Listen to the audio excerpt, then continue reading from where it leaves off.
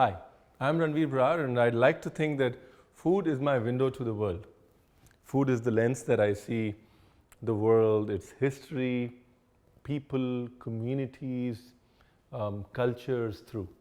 And I want to give that window to you. I want you to see the world like I see it. I want you to see India like I see it. Welcome to India in 21 Recipes, where you and I will see India like never before.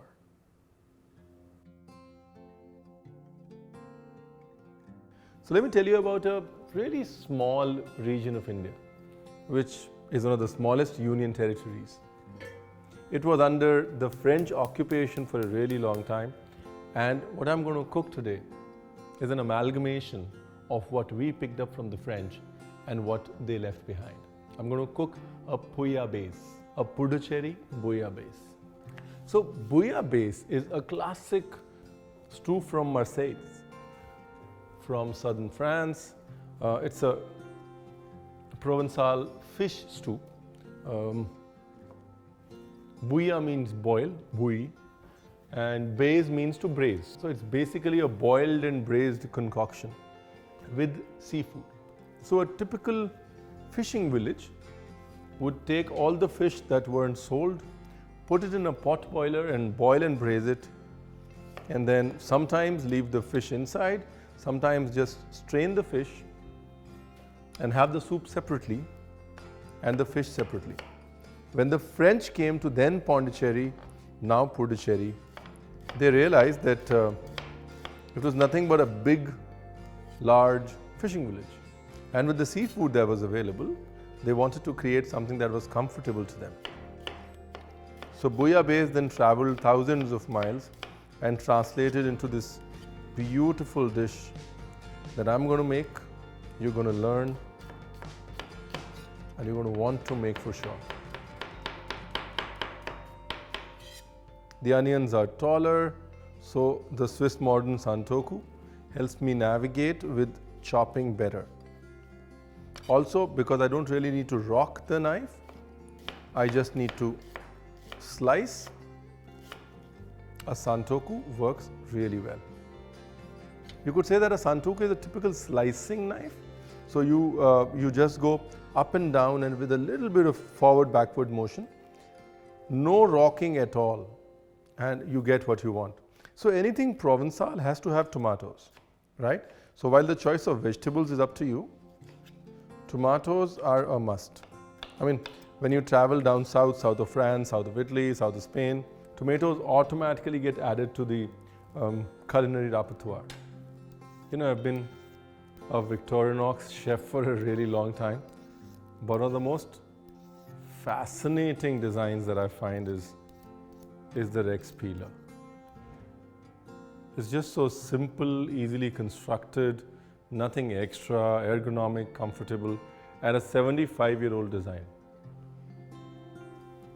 So you cut some basic vegetables and now it's time to turn the bouillabaisse into bouillabaisse. Bring it to India, right? So some chopped garlic. See, now when I'm cutting with a big chef knife or a Swiss modern carving knife in this case, the knife is rocking on its belly. Do you see that? It's just going back and forth and rocking. And that was not how I was dealing with Santoku. I was dealing with Santoku in a manner of slicing.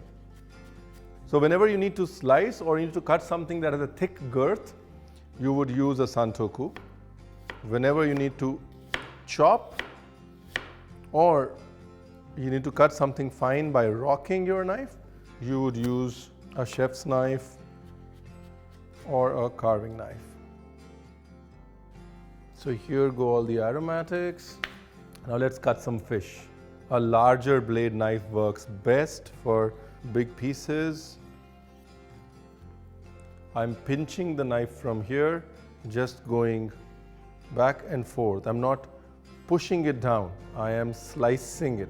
And that's why a longer blade helps. Fantastic. And we're ready to cook the bouillabaisse. This sauteing process is something that's avoidable when you're making a French bouillabaisse because that's more braised and boiled, right? But when you bring it to Puducherry, we have to temper everything. We are Indians. So I first had this dish in a French Asian restaurant in Puducherry, and I was amazed at the concept. I was aware of bouillabaisse, I'd never heard of bouillabaisse, and I was just amazed at the concept, the evolution, and the ultimate execution of the dish. And that's when I thought, if any time I have to traverse India in 21 dishes or any number of dishes, this should be a part of that story. And onions, preferably white. Anytime you're cooking seafood, white onions are a better option. They're sweeter, they don't interfere with the color, mellower and go better with seafood, and fennel-like flavors which go along with seafood. Nice. So we're only sweating the onions, not changing the color. Now we add all the flavors, the chili, the ginger, the garlic. Give it a little bit of a stir. Add a little bit of salt.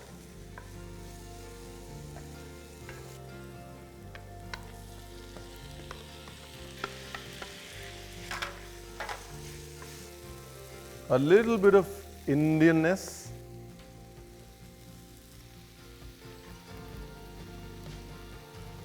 So I have some shrimp.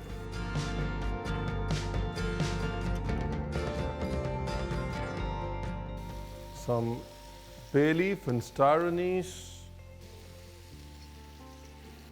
And you could add fish stock, vegetable stock, or just add water. But it needs to be stewy, so please make sure that there's at least enough water that the seafood gets covered. And now we cover and we wait.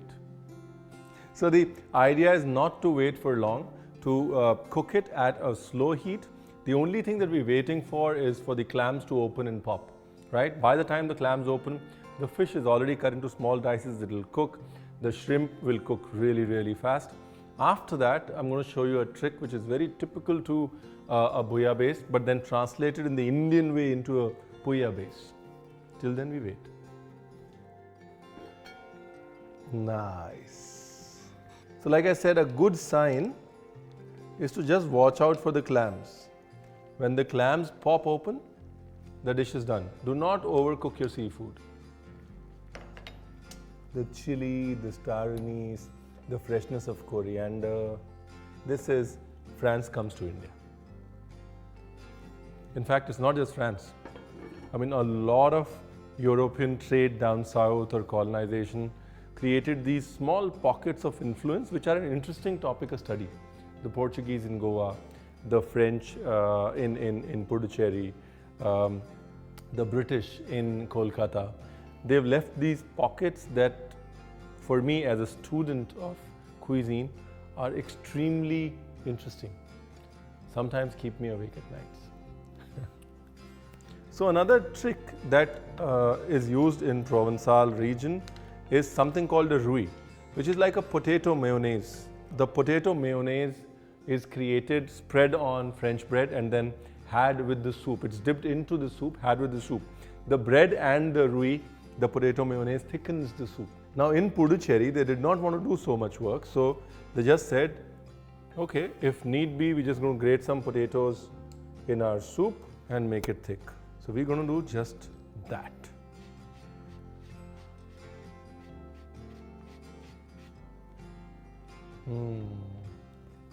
Just a little bit of potato for thickening the soup, and we're all set.